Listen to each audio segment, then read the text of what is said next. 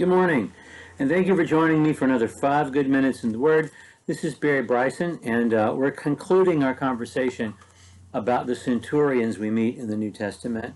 I hope you've enjoyed this conversation. I really love talking about this group of men.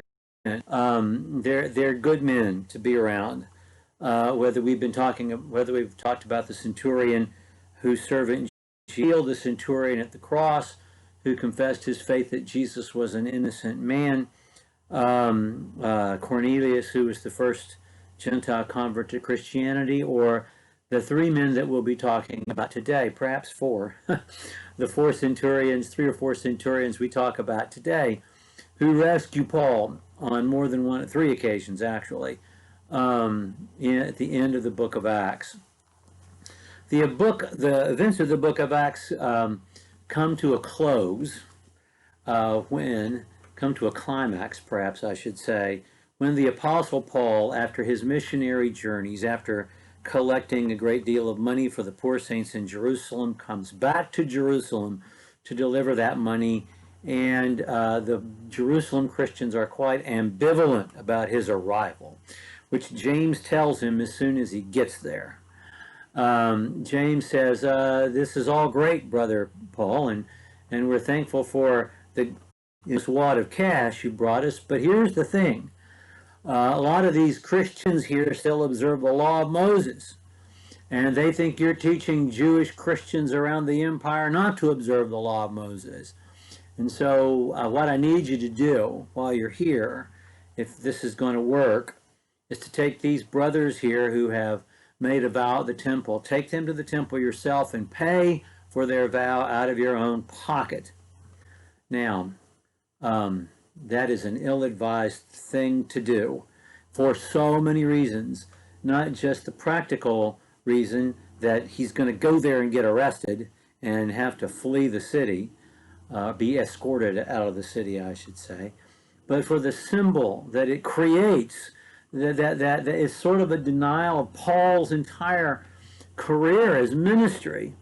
And yet, in order to be all things to all men, as he says to the Corinthians, to not create any static to get in the way of the gospel, Paul does what he's asked.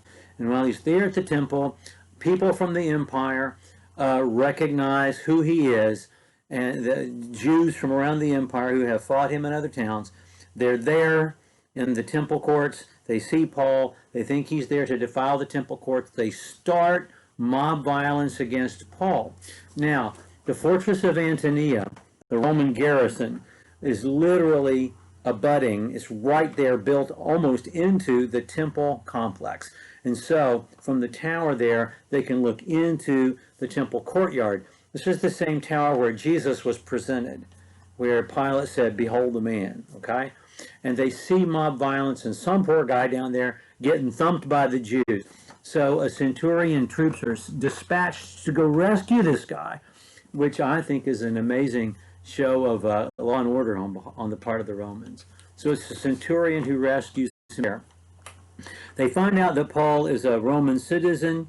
There are men among Jews, around 40 of them, maybe more, who swear they will not eat or drink until they assassinate Paul. And so 2 centurions dispatched to escort Paul to Caesarea. They leave with the troop, they leave by night, and Paul gets there safely.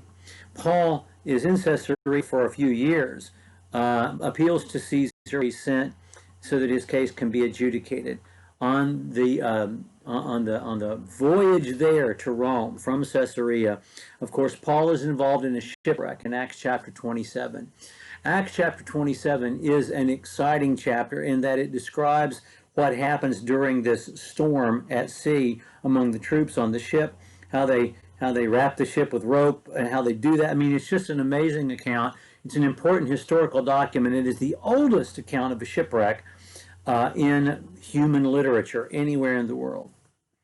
And at the end, when the ship actually does founder on the reefs and breaks up, and there are a bunch of prisoners on board, it is a Roman centurion that saves Paul's life. It says, striking the reef where the 2 seas met, they ran the vessel aground. The prow struck fast. stuck fast and remained immovable, but the stern began to be broken up by the force of the waves. And the soldiers' plan was to kill the prisoners, that none of them should swim away and escape. But the centurion, wanting to bring Paul safely through, kept them from their intention, and commanded that those who could swim should jump overboard first and get to land, and the rest should follow on some planks, and others on various things from the ship. And thus it happened, and they were all brought safely to land. It was because the centurion cared about Paul that all those prisoners were saved.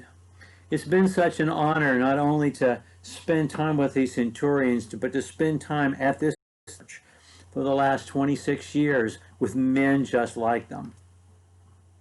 And maybe that's why I have such a great appreciation and affection for these centurions, because so many military men who have been military or who are now serving in government, and have the same sense of orderliness, of duty, of devotion, of faith, an understanding of God's authority in their life.